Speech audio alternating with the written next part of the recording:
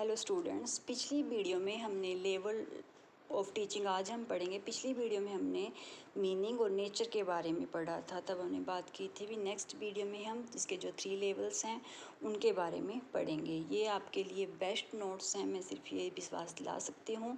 अगर आप इनको पढ़ोगे आपको किसी बुक या किसी चीज़ की ज़रूरत नहीं है।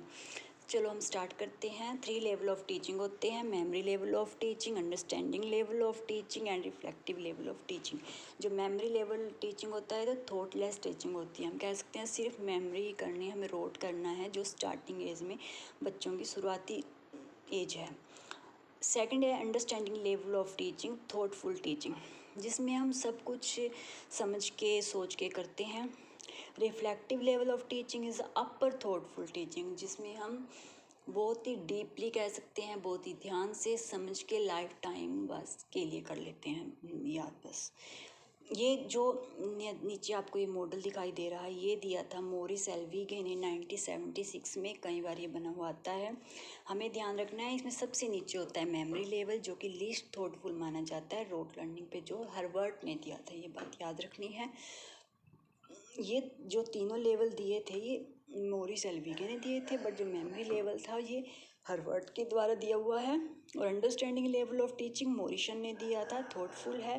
Reflective level of teaching is most thoughtful, Hunt ने दिया था। हम start memory level of teaching Herbert ने। हम ये याद रखना है ये कि लोवेस्ट लेवल ऑफ टीचिंग है ये। At this level the thinking ability does not play any role. कोई भी रोल हमारा थिंकिंग का प्ले नहीं होता, सिर्फ हमें रोट करना है, क्रैम करना है। Student only cram the facts, information, formulas and flows. MLT is the initial stage of the teaching, यानी कि शुरुआती स्टेज है। MLT induce the habit of rote को करता है rote memorization of facts and bits of information. बस हर चीज़ को हमें इंफॉर्मेशन हो या कुछ हो याद करना है उसको। The evaluation system mainly include oral भी होता है, रिटन एंड ऐसे टाइप एग्जामिनेशन। जैसे हम ये थिंकिंग करें भी जब बच्चों को जैसे पढ़ाते हैं, बस वो है। 3 मेन एस्पेक्ट्स हैं इसके: learning of the material, retention of the material, reproduction of the material as and when required. सिर्फ मटेरियल है जो हमारे पास, हम अगर इसको लर्न करना है, उसको प्रतिधारण यानी कि रिटेंशन करना है, और उसको जब भी जरूरत हो हम इसके द्वारा फिर उसको पूछते हैं। बच्चों कहते हैं जैसे ए फॉर एप्पल, जोर जोर से उसको याद करवाते हैं, उनको सिर्फ उसके बारे में बताना है, उनको रोट करवाना है। टीचिंग मेथड इसमें जो यूज़ होंगे वो सब्जेक्ट सेंटर्ड है। ड्रिल है यानी कि मेमोराइज करवाना है, प्रैक्टिस के द्वारा करवाते रहते हैं ना छोटे बच्चों को एक ही चीज़ को 1 2 1 हर रोज़ उसको जोर जोर से उनको प्रैक्टिस के द्वारा मेमोराइज करवा देते हैं। रिव्यू है, रिवीजन, आस्किंग क्वेश्चन। क्वेश्चन में क्या होता है कि the question technique is use to examine whether or not knowledge level, objective or teaching have been achieved। सिर्फ हमें उसको क्या है, एक एग्जामिनेशन के लिए करना है, टीचिंग को अचीव करना है, हम इस तरीके से उनको याद कराते हैं। टीचर रोल क्या होता है इसमें? The teacher is the stage setter होता है, resource manager as well as the evaluator in the classroom. मतलब कि सिर्फ एक वो स्टेज को तैयार कर रहा है और बच्चों को बता रहा है। रोल ऑफ लर्नर क्या है इसमें? पैसिव है, एक्टिव तो नहीं है कह सकते हैं हम, क्योंकि एक्टिव तो वो कुछ करता ही नहीं है। पैसिव है। एज सब्जेक्ट कंटेंट है, सिर्फ सब्जेक्ट कंटेंट को रटवाना है या कहो उसको रोट या क्रैम करवाना है। Teaching techniques and teaching methods are decided by the teacher के द्वारा डिसाइड किया जाता है कि उनको क्या कुछ करवाना है। टीचिंग एड्स इसमें जैसे audio visual, chart, map, picture, TV, radio etcetera. जैसे हम बच्चों को पिक्चर दिखाते हैं, बच्चों को पहले पहचान करवाते हैं ये एप्पल है, फिर बच्चा उसमें सीखेगा, ये सब जो भी है। In memory level of teaching the teacher process the student of to learn to learn the syllabus content through the process of memorization। syllabus को हम कंप्लीट करवाना है, याद करवाना है सिर्फ मेमोराइजेशन के द्वारा। सेकंड है हमारा understanding level of teaching is most important वो है, वो स्टार्टिंग के लिए है, मॉरिसन ने दिया था, जो कि एक थॉटफुल लर्निंग है। ये 2 पॉइंट मुझसे गलत हो गए थे, सॉरी। थॉटफुल लर्निंग है। डिवेल्प इंटेलेक्चुअल बिहेवियर, हमारे अंदर एक इंटेलेक्चुअल बुद्धिमत्ता वाला बिहेवियर क्रिएट करता है, क्योंकि हम हर चीज़ को सोच समझ के थिंकिंग उसको हर चीज़ को याद करते हैं। मेमोरी भी होती है, इंसाइट भी करते हैं। हम किसी चीज़ को अगर हम पढ़ते हैं तो हम उसको समझने की कोशिश भी करते हैं। सिर्फ अब आप ये पढ़ रहे हो तो आप इसको समझोगे भी, इसको माइंड सेट करोगे, ना ना कि सिर्फ आप उसको रट्टा लगा, क्योंकि हाई लेवल पे तो यही हाई लेवल पे जो स्टडी होगी उसमें हम मेमोरी लेवल को नहीं ले सकते। Evaluation method return to objective, ठीक है, रिटर्न है और object, so return plus objective है, और means receive the meaning for life time. हम इसमें इस तरीके से पढ़ते हैं कि ताकि हमारी जो मीनिंग है वो लाइफ टाइम हम अपने माइंड में रख लें। It focus the mastery of the subject, subject तो यही होता है मास्टर कि हम सब्जेक्ट पे मास्टरी कर लें, मतलब कि उसको बहुत डीपली ध्यान से पढ़ लें। It makes student understand the generalization principle fact and some application part also. वही अंडरस्टैंड करना, जनरलाइज करना, प्रिंसिपल फैक्ट सब इसके अंदर होता है। It provide more and more opportunity for the student to develop intellectual behaviour. This level stands higher as compare to the memory level. The subject matter is wider and more detailed. It includes the application of principles and generalized real life situation.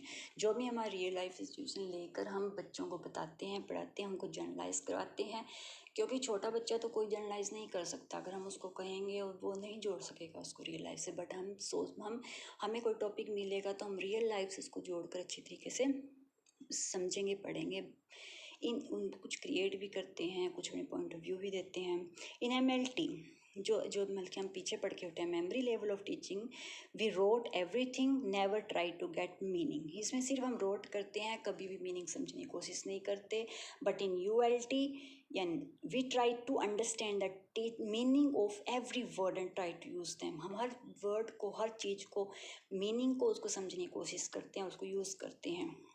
ये सिर्फ मैंने इनके दोनों को difference के लिए डाला था ताकि आपको डिफरेंस याद रहे और माइंड में सेट रहे।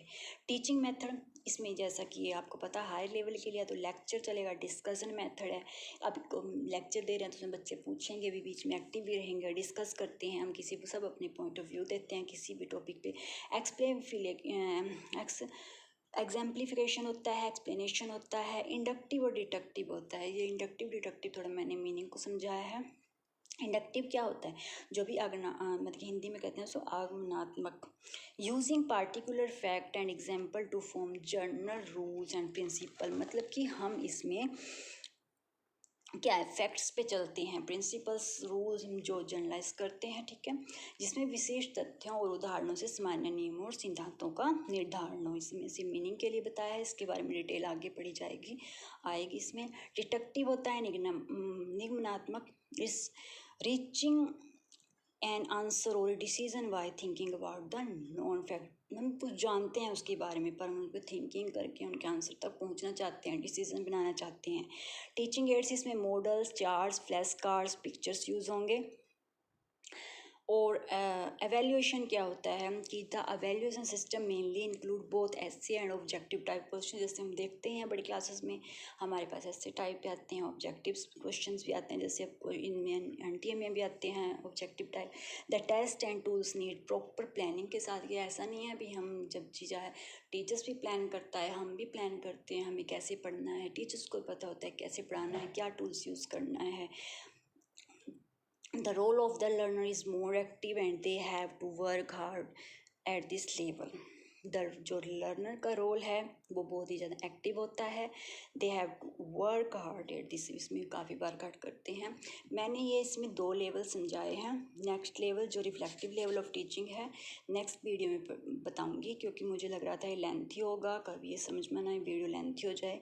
पर अगर आपको ये पसंद आए तो please like, share and comment, क्योंकि मैं ये तो नहीं कहूँगी मेरे नोट सबसे बेस्ट हैं, बट आपको अगर विश्वास नहीं है तो मैं आपको टीचिंग एप्टीट्यूड जब कंप्लीट करा दूँगी और उसके क्वेश्चन करा दूँगी, कम से कम 400-500 जो भी क्वेश्चन बनेंगे, उसके बाद आप कोई भी बुक कहीं भी देख लेना। अगर आपको लगे कि मैंने कोई कंटेंट छोड़ दिया है तो आप अपना डिसीज़न ले सकते हैं, बट मैं ये सिर्फ आपको विश्वास दिला सकती हूँ कि ये बेस्ट नोट है। मैं पूरे दिल से बना रही हूँ आपकी हेल्प के लिए। Okay, thank you.